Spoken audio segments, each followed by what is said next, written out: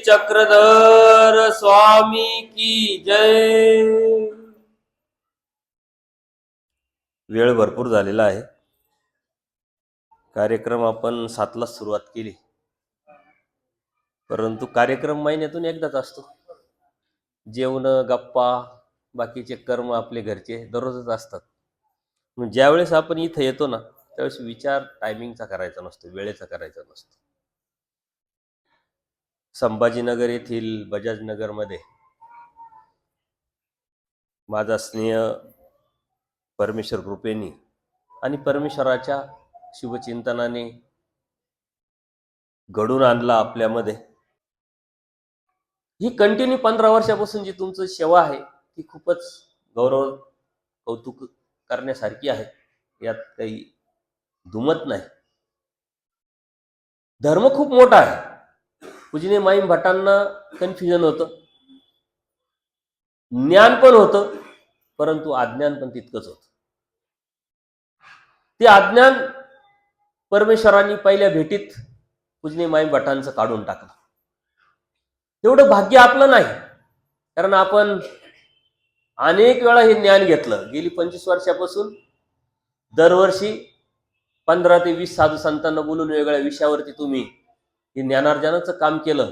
ज्याला घ्यायचं त्यांनी घेतलं. पूजनीय माईम भट भाग्यवान होते. ज्ञान होतं, 18 पुराण, वेद, शास्त्र, भास्कर शास्त्र सर्व ज्ञान होतं, परंतु तेवढ्याच पराकुटीचं अज्ञान पण होतं. का? त्यांना परमेश्वर माहीत नव्हता. जन्मवृत्तीचा फेरा कशातून चुकतो हे माहीत नव्हतं. ज्या ज्ञानातून स्वतःचं हित होत नाही, ज्या ज्ञानातून स्वतःचा जन्मवृत्तीचा फेरा चुकत नाही, ते ज्ञान अज्ञान असतं. ते ज्ञान काही कामाचं नसतं. हे परमेश्वराच्या श्रीमुखी त्यांना भेटले, ते भाग्यवान होते. कर्माचा सिद्धांत परमेश्वरांनी खोडला आणि एके परमेश्वराशिवाय त्या जन्मवृत्तीचा फेरा चुकणार नाही हे स्पष्ट सांगितलं. त्यांच्या माध्यमातून आपल्यापर्यंत पोहोचलं. तो एक परमेश्वर आपल्याला भेटलाय, तो एक परमेश्वर आपल्याला समजलाय, तो एक परमेश्वर आपल्याला कळालाय, आणि म्हणून तो परमेश्वर आपल्याला भेटल्यासारखाच आहे.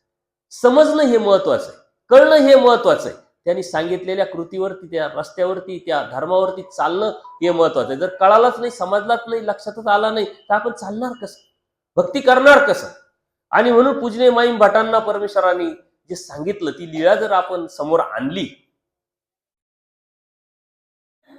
त्यातून आपल्याला खूप काही घेण्यासारखे, खूप काही परमेश्वरांनी आपल्याला दिलेलं आहे. त्यांच्यामधला जो संभ्रम असतो, ते कन्फ्युजन होतं, अज्ञान होतं, ते परमेश्वरांनी खोडलं. खोडल्यानंतर परमेश्वरांनी एक परमेश्वर तो कोण हे 5 अवतार आपल्याला त्यांच्या माध्यमातून दिले. स्वतःपर्यंत पूजनीय माईम भटांना आणलं, आणि आणल्यानंतर ज्या ज्या वेळेस धर्मतत्वज्ञान परमेश्वरांनी सांगितलं, ते फक्त आणि फक्त जीवाच्या हिताच्या अनुषंगाने, जीवाला जितकं जमेल, जितकं करता येईल, अत्यंत सोपं असं धर्मतत्वज्ञान परमेश्वरांनी आपल्याला सांगितलं. परमेश्वरांनी तत्वज्ञान वाडोवाडी फिरून अधिकारी जीवाला निमित्त करून पूजनीय आचार्य असतील, मादाईसा असेल, बाईसा असेल, औसा असेल, असे अनंत अनेक भक्तांच्या समोर ठेवून आपल्यापर्यंत हे तत्वज्ञान पोहोचवलं. हे तत्वज्ञान पोहोचवल्यानंतर सुद्धा आपल्यामध्ये जर संभ्रमावस्था असेल, तर आपलं ते कुठंतरी कमीपण आहे हे आपण जाणलं पाहिजे, हे आपण ओळखलं पाहिजे. परमेश्वराचे सर्व तत्वज्ञान सांगितल्यानंतर उत्तरापंथाला जाण्याची प्रवृत्ती झालेली आहे. उत्तरापंथाला जाण्याच्या प्रवृत्तीनंतर काय काय बाकी राहिले अजून सांगायचं. जे जे सांगितले ते परत परत सांगण्याची प्रवृत्ती निर्माण होऊन बेलापूरला अहोरात्र परमेश्वरांनी आचार्यांना मार्गदर्शन केलंय. अहोरात्र रात्रभर परमेश्वर बोलत होते, आचार्य ऐकत होते. झोप आली तर परमेश्वर पाणी तोंडावर मारत होते. दिव्याची जर तेल कमी झालं, तर त्याच दिव्यातलं तेल त्या दिव्याला लावून ती लाईट चालू करत. आचार्यांना आश्चर्य वाटायचं, तर ते म्हणायचे उजडलं, पाहिले, पण असे अनंत जन्म गेले, अनंत सृष्ट्या गेल्या. तुझ्या अवसरामध्ये आपण बघतो त्या पुरुषाची गोष्ट परमेश्वराने सांगितलेली आहे. एक युग गेलं तरी तो तिथंच उभा होता. नांदेडची ती लीळा गोरक्षणची तुम्ही समोर आणा. परमेश्वर आपल्याला काय सांगतात, कशासाठी सांगतात, नेमकं परमेश्वराला आपल्याला काय सांगायचंय. धर्म हा बुद्धिवाद्यांचा आहे. 8 दिवस आपण खूप प्रत्येक विषयाला स्पर्श करून चिंतन केलं. ते मी सत्संग पुन्हा पुन्हा ऐकले. इथं यायच्या अगोदर मी असे कितीतरी विषय घेतलेले नव्हते, चिंतन केलेलं नव्हतं. मला हे बोलायचंय, मला हे सांगायचंय. परंतु इथं उत्स्फूर्तपणे ते विषय परमेश्वराने माझ्याकडून वधून घेतले. ह्या जीवामध्ये असं कोणतं सामर्थ्यच नाहीये की त्यांनी परमेश्वराचं तत्वज्ञान सांगावं. अशी कोणती ताकद नाही का त्यांनी परमेश्वराला सांगावं, परमेश्वराला दाखवावं. परंतु परमेश्वर जाणीजे, परमेश्वर पाहिजे. परमेश्वराच्या कृपेने पूजनीय आचार्य बोलले, परमेश्वराच्या कृपेने पूजनीय माईम भट बोलले. ते समोर आणा. माईम भटांचा बुद्धी आचार्यांवरती नव्हती आणि आचार्यांना तर आचार्य करायचं होतं. देवानी प्रेरणा दिली, पूजनीय आचार्य बोलायला लागले. असे बोलले की जे माईम भटांनी कधी ऐकलं नव्हतं, ज्यांचं 18 पुराण, वेद, शास्त्र, भास्कर शास्त्र पूर्ण ज्ञान झालेलं होतं. माईम भट बोलले तर 500 संन्यासी ज्यांच्या शिष्य आहे त्या संन्यासाला निबोलत केलं. ते माईम भट नाही बोलले, ते आचार्य नाही बोलले. तसंच मी पण समजतो, मी नाही बोलत, देव प्रेरणा देतात. मी कितीतरी ठिकाणी जातो, असं ठरवलेलं नसतं का काय बोलायचंय. परमेश्वराला सांगतो तुला काय बोलायचंय, तुला काय सांगायचंय, तुझी काय प्रवृत्ती, तुझी काय कड आहे. त्या कडेला, त्या प्रवृत्तीला मी उतरलो तर तू वधून घे, तर तू बोलून घे. परमेश्वराचा धर्म जीवाच्या हितासाठी आहे. जीवासाठी परमेश्वर जीवासारखं होऊन येतात. जीव धर्म, देह धर्म स्वीकारतात आणि ह्या जीवाला जे तत्वज्ञान कळेल, समजेल अशा पद्धतीने अत्यंत सोपा करून सांगतात. एका परमेश्वराशिवाय जन्मवृत्तीचा फेरा चुकत नाही. तो एक परमेश्वर आपल्याला समजलाय, आपल्याला कळालाय. आता तो मिळवण्यासाठी आपल्याला काय काय करावं लागेल, त्यासाठी परमेश्वरांनी ज्या आयडिया दिलेल्या आहेत त्या आपल्याला वापरावं लागतील. परमेश्वराची उत्तर पंथाला जाण्याची प्रवृत्ती झालेली आहे आणि परमेश्वर उत्तर पंथाला गेले पण. ती बोच, ते दुःख आपल्याला सतत असलं पाहिजे. कारण परमेश्वर उत्तर पंथाला जाण्याची प्रवृत्ती का निर्माण झाली, तर असा एकही कणवेचा जीव महाराष्ट्रात उरला नव्हता. आपण त्यांच्या कणवेला तेव्हा उतरलो नाही, त्यांच्या प्रवृत्तीला तेव्हा उतरलो नाही, तर आज उतरेल का, आज उतरू शकतो का, हे दुःख आपल्याला सतत राहिलं पाहिजे. परमेश्वर समजलाय, परमेश्वर कळालाय, पण परमेश्वर भेटेल का, हे दुःख आपल्याला सतत राहिलं पाहिजे. आणि हे दुःख परमेश्वर कळतो, समजतो तेव्हा होत असत. बाईसा प्रेमी भक्त होत्या आणि त्यामुळे त्यांचं उठणं, बसणं, बोलणं, सेवा हे सर्व फक्त आणि फक्त परमेश्वरासाठी. त्याच्यामुळे ते अत्यंत काळजीपूर्वक परमेश्वराची सेवा करत होत्या. परंतु बाईसा गेल्या, परमेश्वर थांबलेले आहे. काही कणवेची जीव अजून बाकी आहे. बाईसांनी ज्या पद्धतीने सेवा केली देवाची, ती सेवा पूजनीय आचार्यांनी स्वतःच्या डोळ्यांनी बघितलेली आहे. आणि तशी सेवा देवाची व्हावी ही तळमळ, हे दुःख आचार्यांना सतत बोचत असायचं. ती अपेक्षा परमेश्वर, माईम भट आचार्य, ते सुद्धा दुसऱ्या जे स्त्रिया होत्या त्यांच्याकडून ते करत होत्या, परंतु त्या पुऱ्या होत नव्हत्या. आणि त्यामुळं आचार्य सतत दुःख करायचे, तळमळ करायचे, चिडचिड करायचे. परमेश्वर स्वतः सांगतात तर तुमचा आणि देवतेसारखा आहे का. जीव हा एखादी आहे, एका वेळेस एकच काम करेल. देवता हो जाणे उरो जाणे अनेक ठिकाणी ते कार्य करू शकतात, तसं तुमचं नाहीये. त्याच्यामुळे तुम्ही कशाला दुःख करता, आमचीच प्रवृत्ती राहिली नाही. महादाईसा त्या उणीव भरून काढण्याचा प्रयत्न करायच्या. देवाचा सायंकाळची वेळी झाल्यानंतर आवरा सावरायला महादाईसांना वेळ होऊन जायचा. परिस्थिती बदलली होती. आणि मग आचार्यांना असं वाटायचं का महादाईसा तू अंधारा होण्याच्या अगोदर बिडाराला जात जा आणि सकाळी उजाडल्यानंतर येत जा. त्यांची तळमळ, त्यांचं दुःख, त्यांचं जो दूरदृष्टिकोन तो वेगळ्या पद्धतीचा होता. सांगण्याचा उद्देश त्यांचा वेगळा होता. ते महादाईसाला कळत होतं, परंतु ते होत नव्हतं. बाईसा इकडं तिकडे जातच नव्हत्या. बाईसांचं बिडारच देवासवळ होतं, परंतु इतर स्त्रियांचं बिडार इतर ठिकाणी असायचं. आणि म्हणून त्यांचा आवरा सावरायला वेळ व्हायचा. असंच एकदा वेळ झाला. आचार्य त्यांच्यावरती चिडले, तर तू असं करत नको जाऊ. इतकी वेळ झाला, इतका अंधार झालाय, तू इथं का थांबते? तू जा निघून, लवकर जात जा. ते काहीच बोलले नाही, निघून जातात. सकाळी देव उठल्यानंतर उठायच्या अगोदर अंधारामध्येच परत महादाईसा येते. तिला वाटलं की आपण आता जावं, पाणी गरम देवाला द्यावं,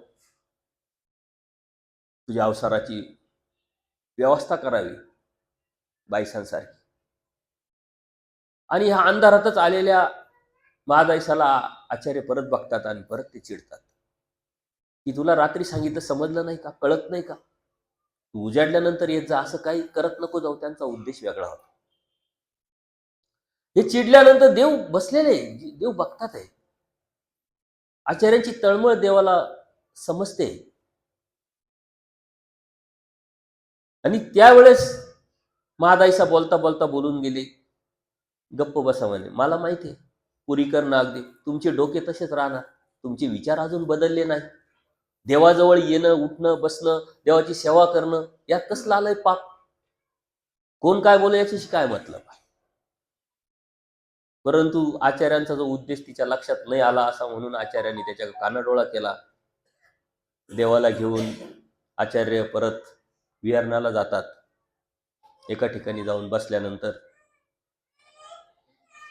त्याच वेळेस महादाईसा सर्व आपलं तिथलं जे आहे सर्व सावरते, झाडलोट करते आणि परत जे काही कपडे असतील देवाचे ते धुण्यासाठी गंगेवर जाते, नदीवर जाते. लीळा खूप मोठी, मी छोट्या तुम्हाला फक्त टच करतोय, स्पर्श करतो.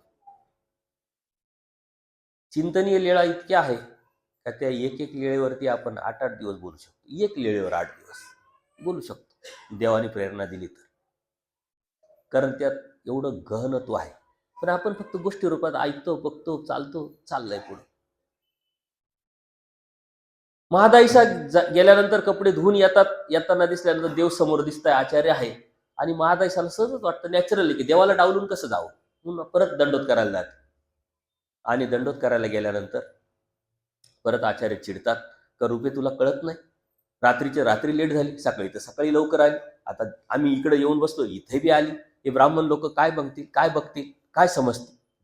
देवावरती बोल लावतील, धर्मावरती बोल लावतील. आणि मग मात्र देवाला राहवलं नाही. देव म्हणतात, अहो अशी का चिडचिड करता? श्रीकृष्ण महाराजांच्या ठिकाणी द्विज जन होते, आमच्या ठिकाणी त्रियच जन आहे. कोणी उदास आहे, कोणी अनुकूल आहे, कोणी प्रतिकूल आहे. लोक तर बोलणारच आहे, लोक तर भकणारच आहे.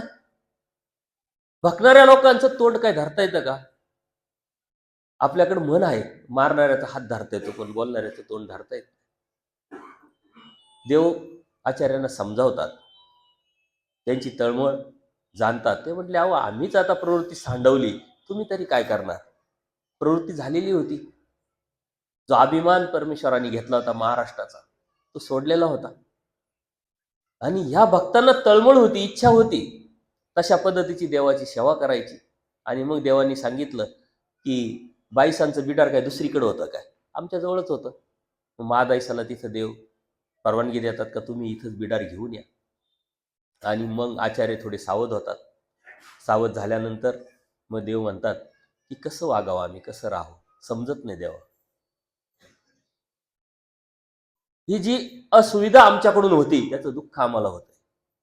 आणि मग देवाने तिथं सांगितलं, अहो तुम्ही अच्युत गोत्रे, परमप्रीती तुमच्यामध्ये असली पाहिजे, एक प्रेम असलं पाहिजे.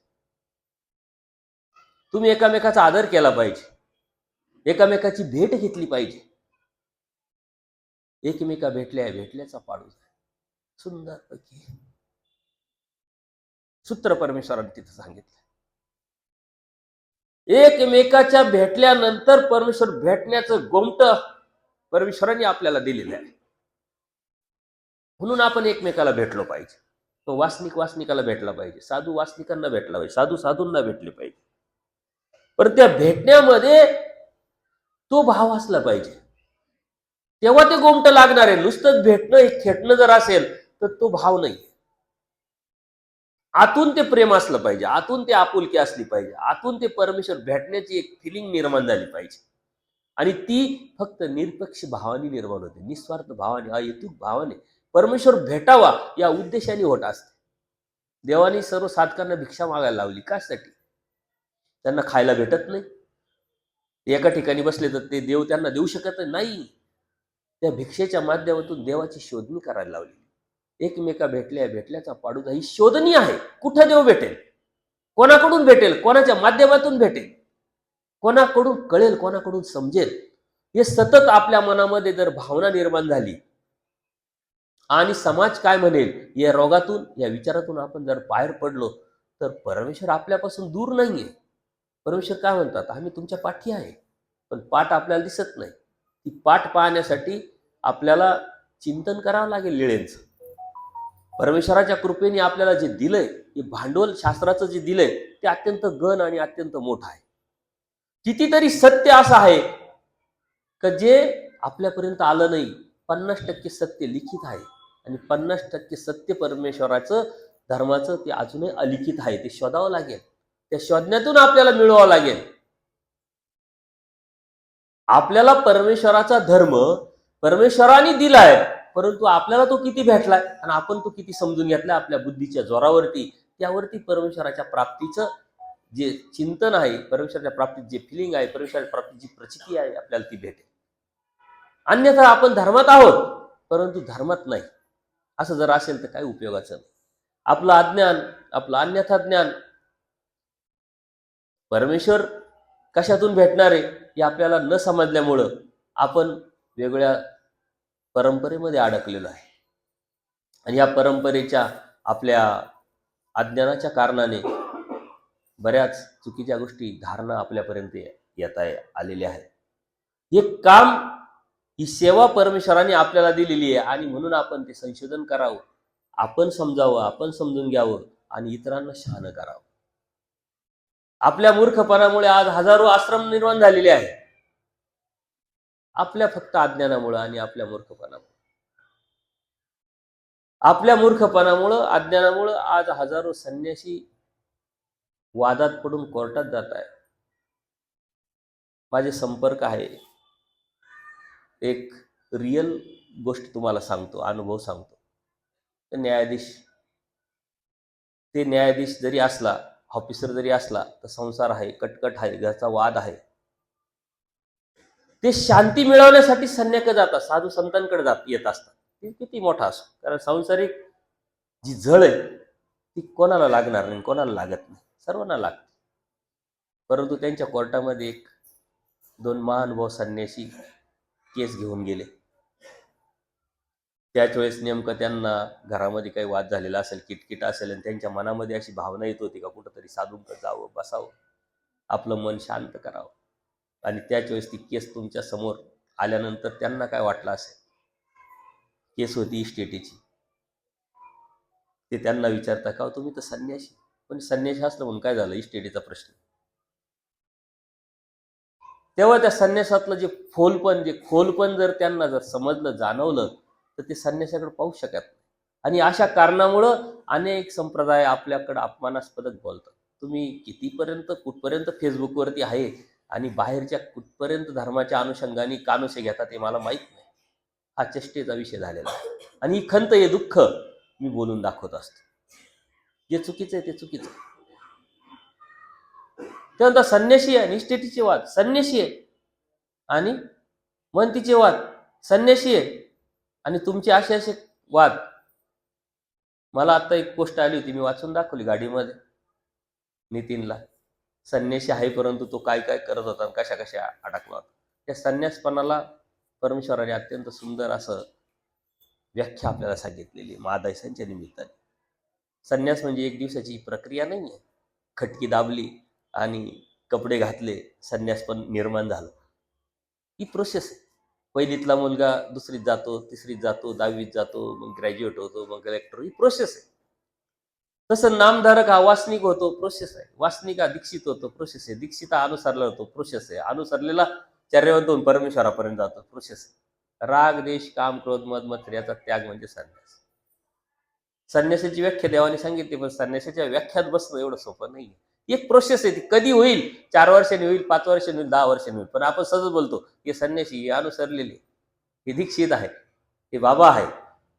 परंतु परमेश्वराच्या त्या व्याख्येमध्ये, परमेश्वराच्या धर्माच्या तत्वज्ञानामध्ये बसणं एवढं सोपं नाही. परंतु परमेश्वर बसावतात. परमेश्वराची कृपा आहे, ही दयाळू आहे, कृपाळू पण आहे. ही प्रोसेस आहे. परंतु या प्रोसेसला तोंड देऊन त्यातून पुढं जायचं एवढं सोपं नाही आहे. परंतु ते सोपं करून परमेश्वराने सांगितलंय. अहो, मी कुठं भेटेल? एकमेका भेटल्याचं पाडू आहे. मी कुठं भेटेल? तुम्ही भेटा एकामेकाला,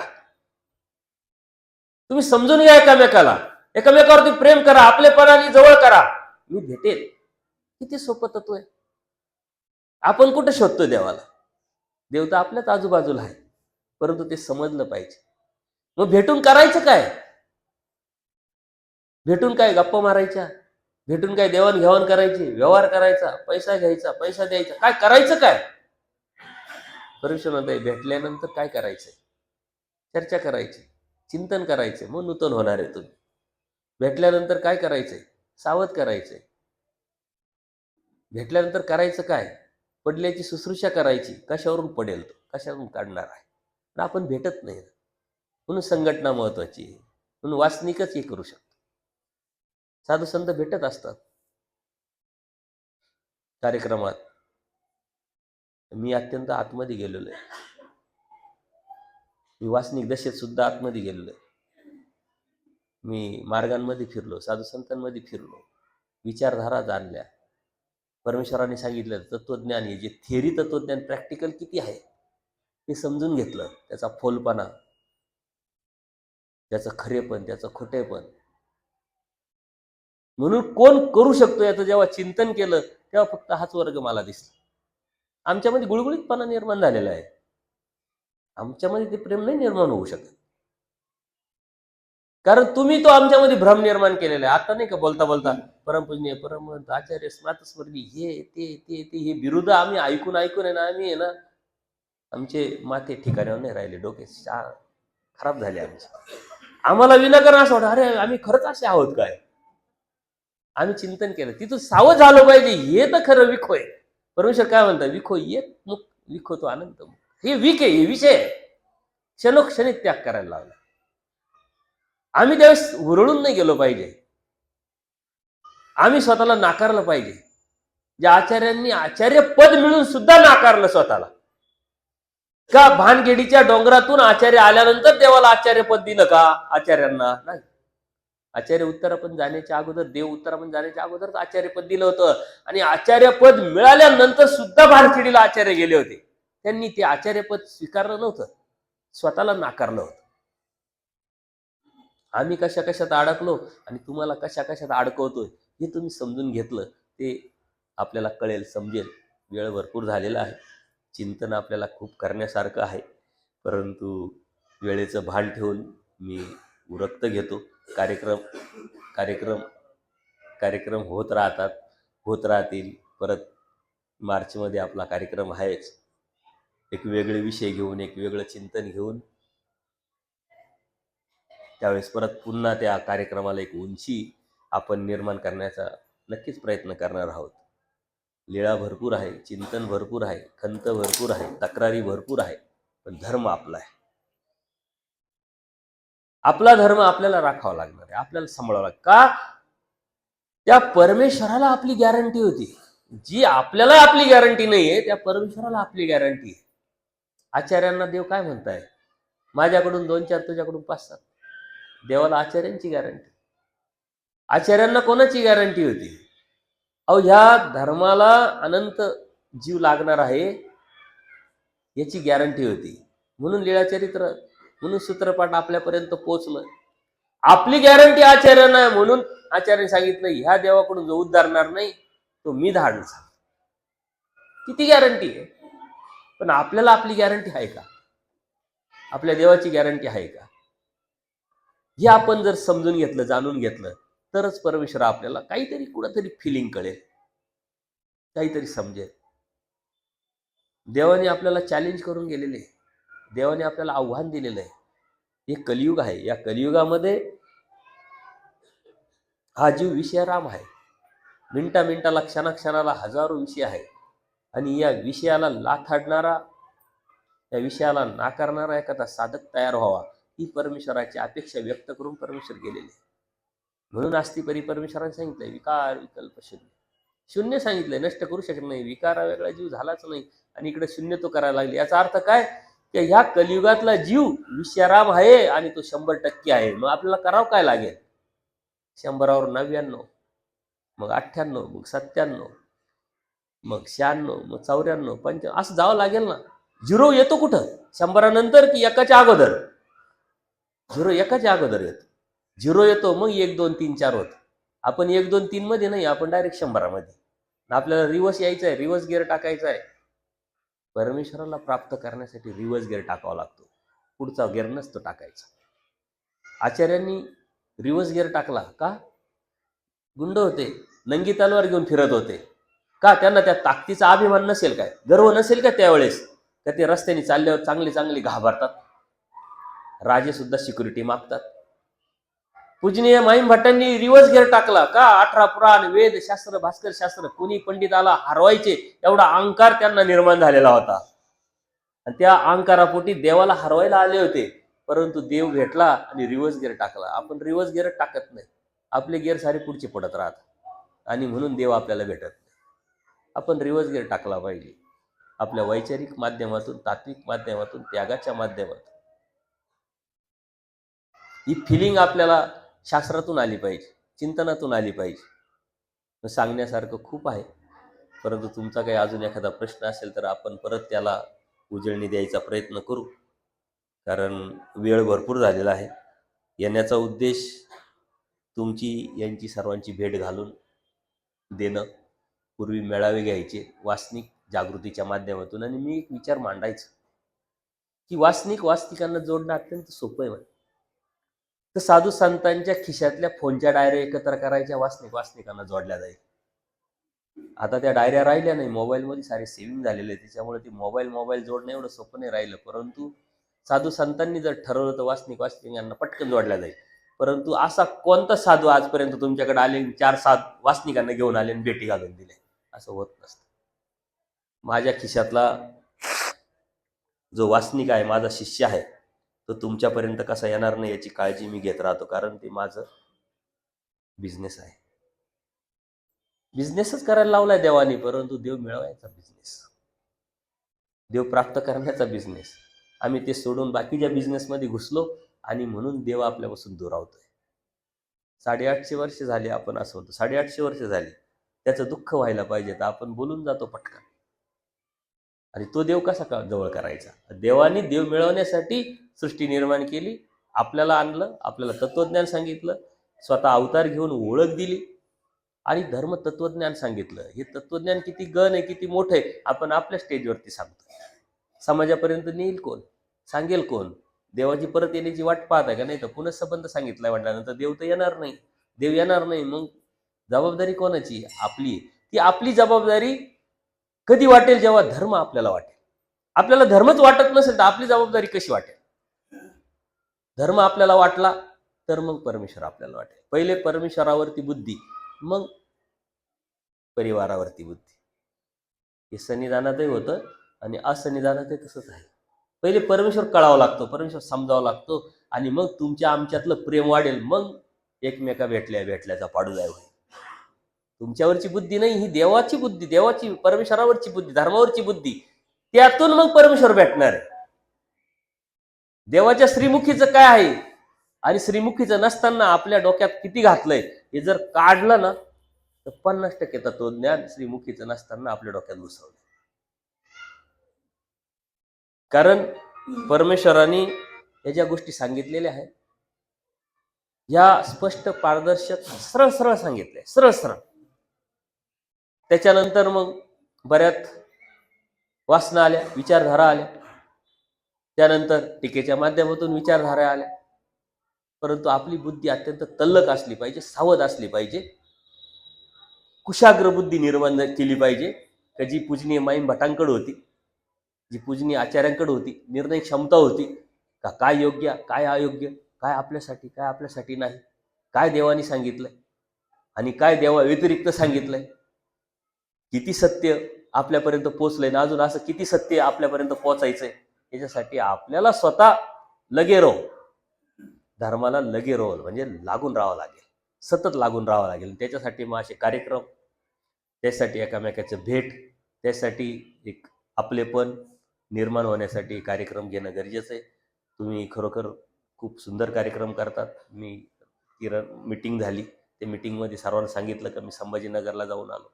असे असे सद्भक्त आहेत, स्वतंत्र बुद्धीचे, अत्यंत सुंदर नियोजन करतात.